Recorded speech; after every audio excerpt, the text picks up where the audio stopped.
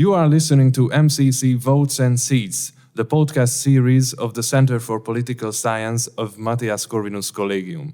We provide election insights with experts and politicians. Dear listeners, this time we are going to talk about the early legislative election that was held in the Republic of Bulgaria on 2nd of April 2023 to elect members of the National Assembly, the Narodno Sabranie. Our podcast series debuted exactly 2 years ago, with the first episode being about the April 2021 parliamentary election in Bulgaria, when the then ruling center-right GERB party's governmental term concluded. This time, we are recording our fifth podcast in the topic of Bulgarian early legislative elections, and now we have the privilege to host Dr. Mariyan K. Sabev, security policy analyst at the Sofia-based Center for the Study of Democracy. Mariyan, thank you very much for accepting our invitation. How is it going? Thank you very much for your invitation, Balen. It's going quite dynamic in Bulgaria, so I'm very thrilled to be talking with you about it. So let's get started. Since April 2021, each and every attempt failed to result in a governing coalition. The National Assembly remained fragmented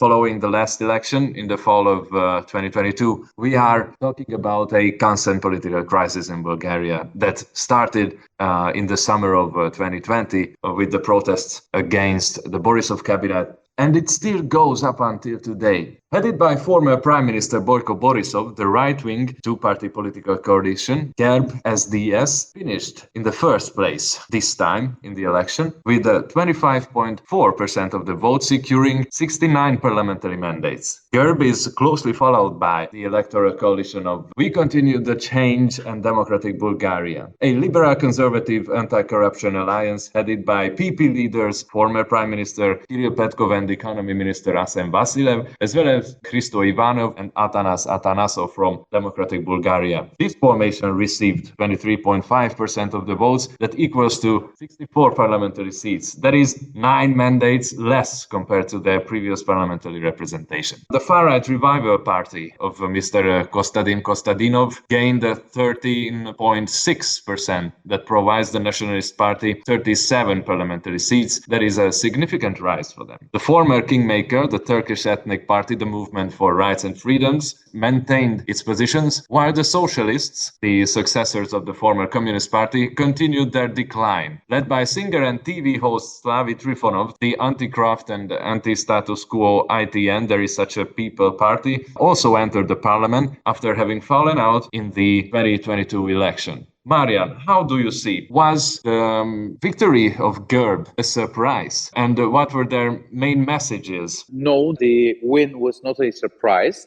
Most of the agencies were giving a very little difference of below 1% between the two biggest coalition parties. So this is what happened. The fact is that Mr. Borisov's party is less than 2% ahead of PP, DB party, which gives him just 5 parliamentary seats more. There were these shuttles, political shuttles, discussions of how to go ahead. Mr. Borisov is quite open to any kind of cooperation with everyone, not just the PP, DB party, but also with Vazrazdane, the nationalist, but also with the Turkish minority party, who are, as always, ready to enter into a coalition. Now, this position of Mr. Borisov is not a surprising one. He has become a very strong balancing figure in Bulgarian politics. Let me remind your listeners that he has been in power for the past 17 years. His current position is not a surprising one. He is looking for ways to hold his grip on power, because the fact that we didn't have stable government over the past 2 years means that most of his political stronghold is still in place. His party still controls quite a lot of the municipal authorities across the country. We have municipal division into 266 municipalities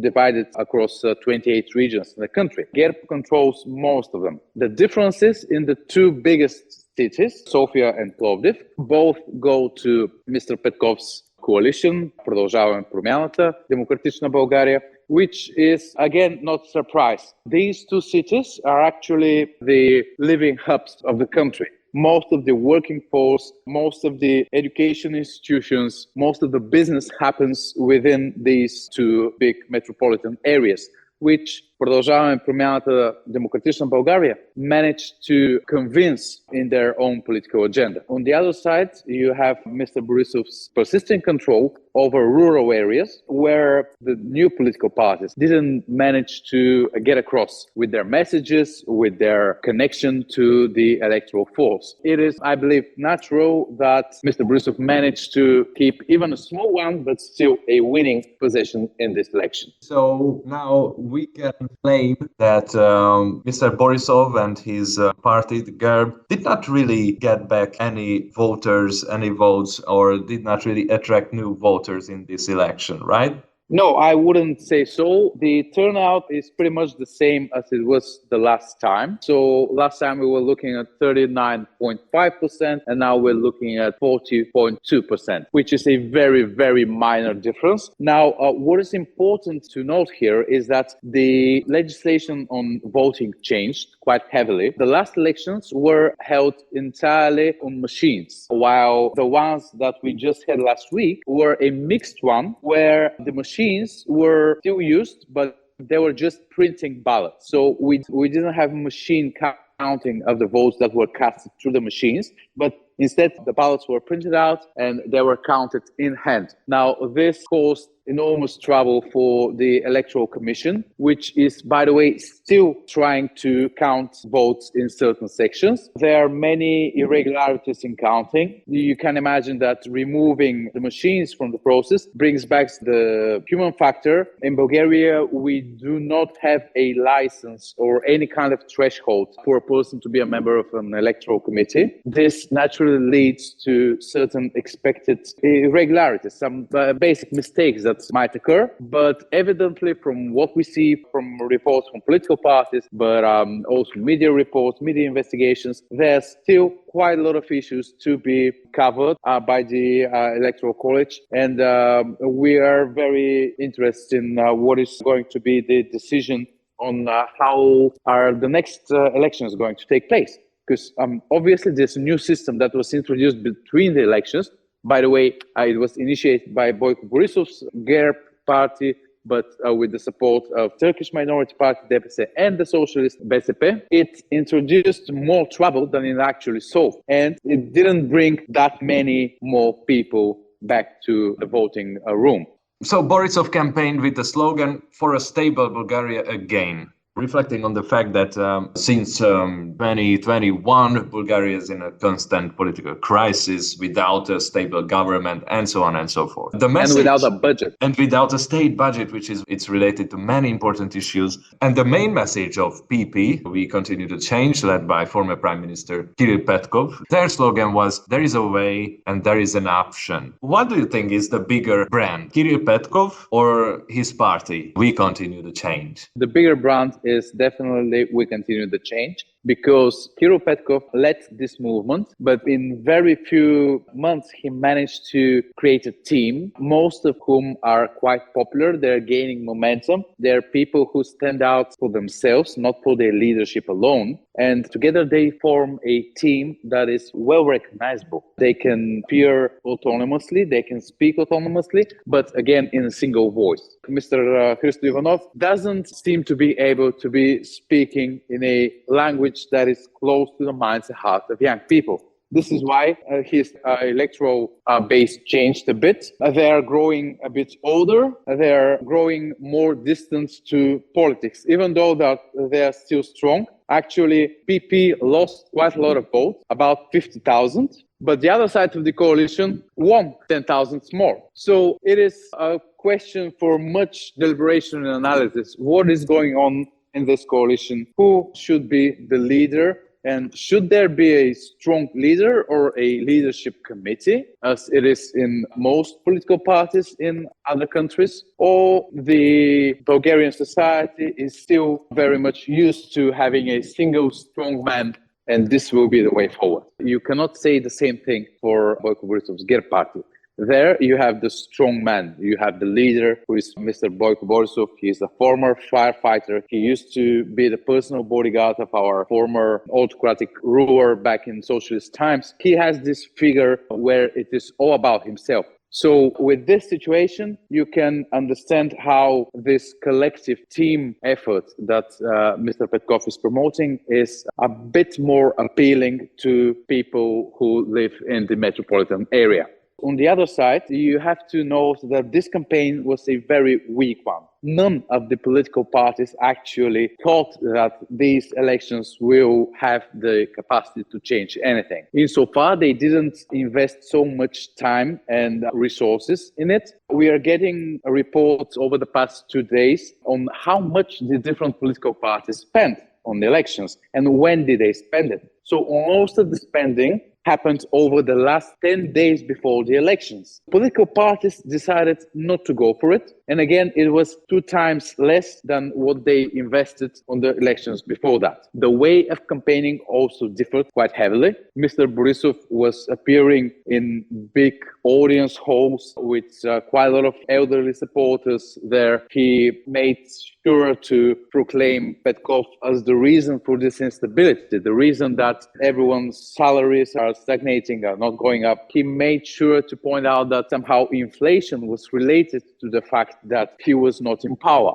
On the other side, you have the campaign of Mr. Petkov, where, as I said, there were quite a lot of people involved in it. They were going around the country. They're saying that they managed to visit about 1,500 of the towns and cities in the country. We didn't, however, see some media coverage of those visits. This might be to a variety of reasons. Perhaps the media were simply not interested, or perhaps the political party communications teams didn't want to point to these meetings. However, this is a fact. Now, historically speaking, we have quite a huge issue in Bulgaria with media ownership and media freedom. Based on voter demographics and geography, we continue to change, and democratic Bulgaria are strong in the big cities, as you mentioned. And they are popular primarily among young and educated voters. And they are the most popular among ethnic Bulgarian voters too. Why is it so then that we continue to change could not manage to gain votes from other parties? Is there any glass ceiling for them in the electorate? How do you see it?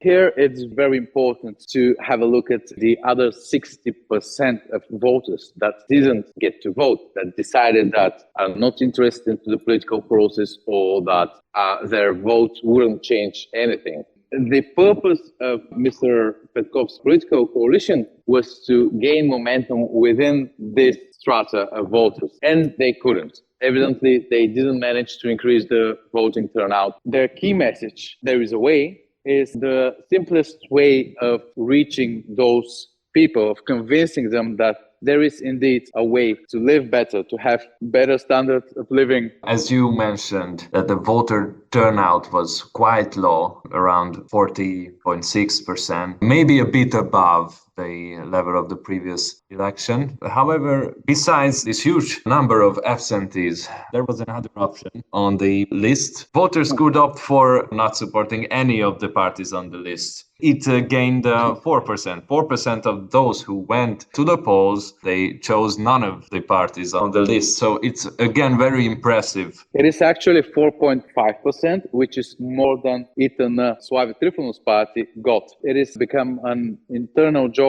that if the I don't support anyone option was actually a party, they might have removed Ethan, an actual political party, from the political scene, which is just another example and a point on how ridiculous Bulgarian politics really look like now.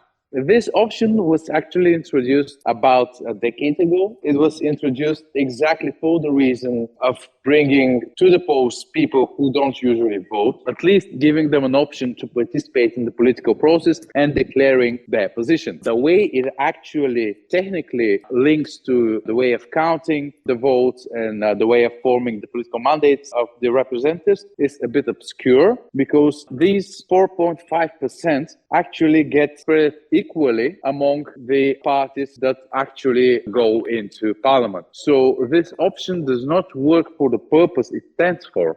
How would you explain the return to the National Assembly of Imatakav Narod? This is a really fun one. Actually, no one expected this to happen. Indeed, this is a very, very interesting question, but no one expected Slav Trifonov back in politics. After his great success last year he actually, you remember, won the second interim elections, but he didn't manage to form a government because he wanted to govern alone. Then in the next elections, the support around him grew much smaller. Then they decided to actually go into a coalition government with Mr. Petkov. And you remember, Itana was the reason that the last regular government of Mr. Petkov was removed from power because they withdrew their support from the coalition government. I believe that it was in the very last hours of the election day when some interim results were already going out and people were clear that Mr. Borisov and Mr. Petkov are going shoulder to shoulder, when Itana managed to convince some of the usually non-voting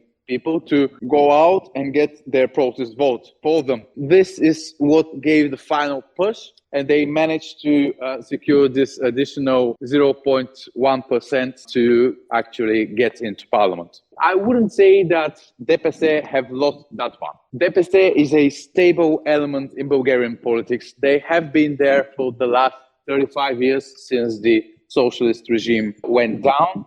And they're the only political party from this time that is kept to this very day. So I wouldn't remove them from equation in no way. Their de facto leader, Mr. Ahmed Tugan, is probably one of the best politicians on the Bulgarian political scene. Even though he has formally retired, he's still very much in control of his political party, of its structures in the country, but also outside of the country. He controls quite a lot of the Bulgarian-Turkish diaspora in the EU and in Turkey. So DPS has always gotten the very, very same headcount. Results from elections, it's always between 340,000 and 360,000.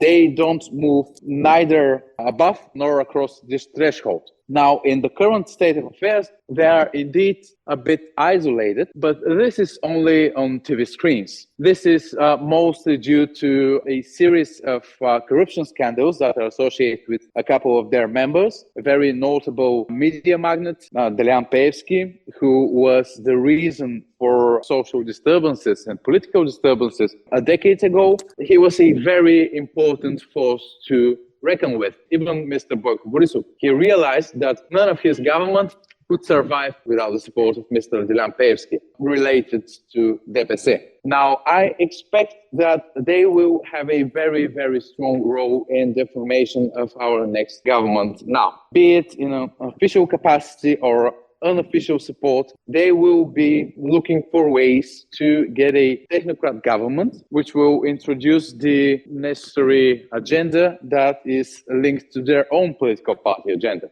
Obviously, the budget, because let me remind you that we don't have a new state budget for the past 2 years. We only get the adapted budget, which does not take into account the rising inflation, all sorts of economic factors that weren't there just 2 years ago. Then the next agenda item that DPS will surely go for is obviously EU funding and structural funds. This has been a huge topic for them ever since we joined the EU.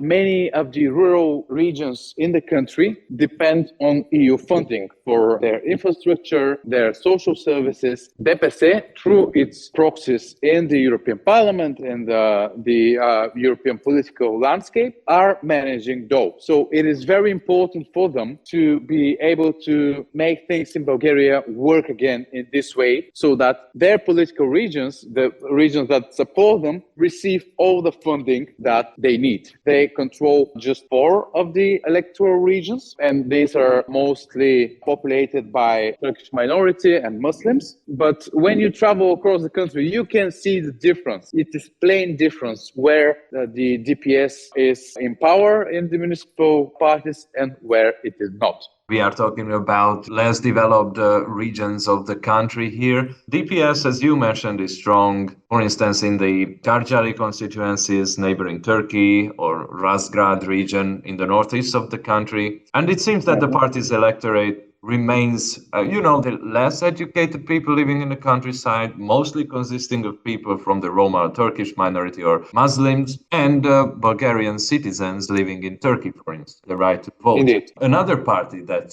became quite strong in the latest election, parliamentary election, is the far-right Revival Party, Costin Constantinu's political formation. So Revival is strong among young and first-time voters and in the cities. Indeed. What factors might lead to the rise of this far-right party? Revival is the next in line and probably is going to grow even bigger than anything before that we've seen. Anti-establishment party. They are openly pro-Russian. They're relying on emotions within certain audiences, which are not old enough to remember the socialist times, which cannot recall the actual chaos within society following the fall of the socialist regime. It is a romanticized time for which young people have just listened to by their grandparents. On the other side, you have the bad communication by pro-Western and Euro-Atlantic political parties and their inability to reach to younger audiences in an understandable language. Most of the politicians who are within the Euro-Atlantic spectrum speak political language that is not close to the minds and hearts of young people. Young people like plain and simple and understandable language. At the same time, Mr. Kostadinov is speaking very plainly. He's pointing the finger and he's just making up decisions for everything, regardless of whether it is actually possible to take these decisions because of the international agreements that we are party to, because he wants Bulgaria to be removed from the EU, to revoke its membership and go back into the position of a standalone neutral country. Now, most of the electoral base of Возрождение is not aware of the political processes which led Bulgaria to the position where it stands geopolitically today. It is a matter of education. It is a matter of upbringing, of course. Over the past 30 years, we have been going into this process that we call a transition. The transition initially was supposed to last not more than 5 to 10 years. We are already in its 34th year. We're still transitioning. And this is very hard to explain by traditional politicians. So, as you mentioned, there are pro-Russians, anti-Kremlin, there are pro-EU and Eurosceptics in Bulgaria.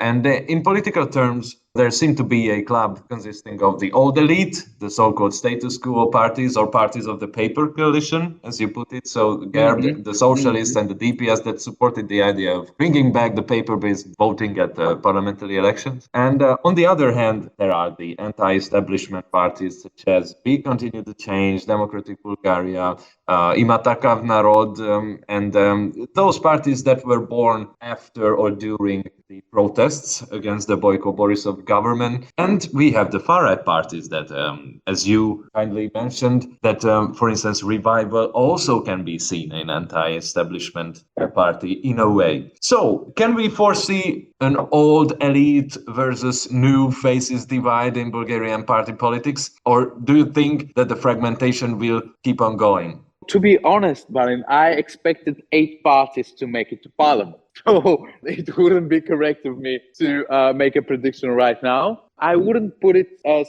old to new division because, again, you see that Mr. Petkov and Mr. Kostadinov have nothing in common. They cannot even stand in the same room together. That is how much they differ in the way of thinking, their perception, their attitude. This is only to show their lack of understanding of how democracy works. Democracy works through compromise, through dialogue, and through shared understanding of each other's positions. With these two, we see simple denial. The one is denying everyone, the other one is saying, and so does the second one. On this outset, you still have the figure of Mr. Borisov. He, let me remind you, is probably the best balancing actor in Bulgarian politics. Over the years, he managed to get into a coalition with people who were quite diverse in their views. and to be on the strong position and always dictate the agenda. Still, of course, GERB is clearly losing their foothold, and I think that if they don't manage to form a stable government this time, next time they will lose quite a lot of support, most of which I presume will go to Mr. Kostadynov's revival or Возрождение party, purely because they're close in the political standing. They are both conservative, of course, far-right conservative parties. At the same time, you don't see Mr. Petkov understanding the game. He doesn't understand that you cannot always be against someone, especially when the electoral base is so divided. It is evident that what is needed is a discussion, open discussion on important topics. Otherwise, a state cannot function.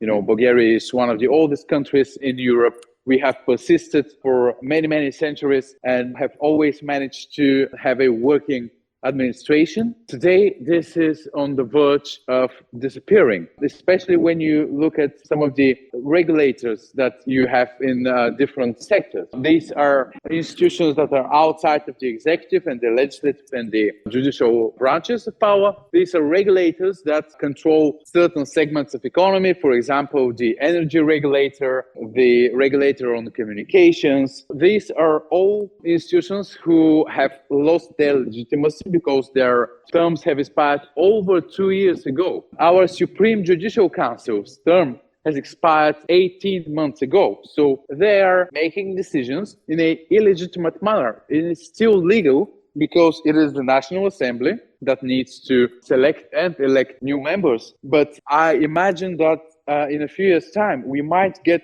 cases where decisions by these regulators and by the Supreme Judicial Council get disputed because of the lack of legitimacy. You are talking about very concrete decisions and tactics and strategies, or the lack of them. But what about ideologies and symbolic issues? Did ideologies play any role in this campaign, or the average Bulgarian citizens are concerned more about pragmatic questions such as inflation, economic difficulties, the war in Ukraine, and so on? How do you see it?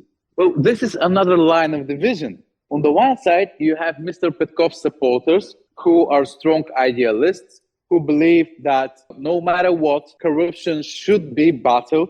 We should not stand against our Euro-Atlantic geopolitical position, and we should support our international partners in any way we can, because we have been getting quite a lot of support over the 20 years, and now it is time to give back a big portion of this support and prove that we are actually a reliable Euro-Atlantic partner. On the other side, you have the pragmatics who support Mr. Borisov and Mr. Kostadinov, who believe that regardless of the corruption and the lack of judicial reform, what is important is the economy, and for it to make it work one way or the other. Even in this very straightforward thing, you have a strong division in society. This is why I'm saying that, be it idealists or pragmatics, you need to find a way to work together. I know it would be very embarrassing from me to ask you to give us any projections or predictions. There's a saying that it is very difficult to tell any projections, especially about the future. So, but I will. Do you see any chance for political parties or coalitions to form a government until the local elections in autumn or until the European Parliament elections next spring? May? Yes, actually, I do believe that Mr. Borisov is going to propose a minority government on his own, with some outside experts who are affiliated with one party or another, but no other political figures in his minority government, and that he is going to get the support of the so-called paper coalition that you mentioned a bit earlier, by socialists and by the Turkish Minority Party, and probably also by Возрождение. It might not be the best working scenario, but it is one that will, on the one hand, save Mr. Borisov from embarrassment of winning the elections and not being able to form a government. Again, it will be a minority government, which will be a first one for Bulgaria, we have never managed to have a minority government simply because of the way our society works and thinks and is constituted. He's the person of many new things. I really think that if left with no other option, he will try this one, and it will probably work for a certain period of time. For sure, again, at least until the municipal elections, but probably also beyond that term. Now, to conclude our most fruitful conversation, let me ask you a personal question, if I may. Was this election any different from the previous ones in terms of campaign issues and main political figures, etc.? Were there any surprises to you? Hope is disappearing slowly but steadily. Even for me, I've been monitoring elections ever since I was able to go and vote. But even for me, hope is going down. We as a people have never been as divided as we are today. And being divided for society means that it is a weak one. And it is an emotional thing to realize, let alone to speak it openly to an international audience. But again, we have to be plain and honest. And it is what it is. We are as divided as we have ever been. And this is something that should worry us more than everything else that we stand for or against. You see this huge division, which is not just ideological, it's in the streets. There are people in families who cannot talk to each other. Imagine that. So regardless of anything, we must find a way to live together again. Well, it sounds like a perfect concluding sentence to our podcast. Dr. Mariyan K. Sabev from the Center for the Study of Democracy, thank you very much for all the most interesting information you kindly shared with us. I found this conversation most interesting and thought-provoking. It was a pleasure talking to you. The pleasure was all mine, Mariyan. Thank you for the invitation. Well, we will see what future awaits for Bulgaria and if Mr. Borisov will be able to form a stable minority government. Dear listeners, you've been following the latest edition of the Votes and Seats podcast series of the Center for Political Science of Mathias Corvinus Collegium. Thank you for your kind attention. Stay tuned for our next episode. Take care. Goodbye.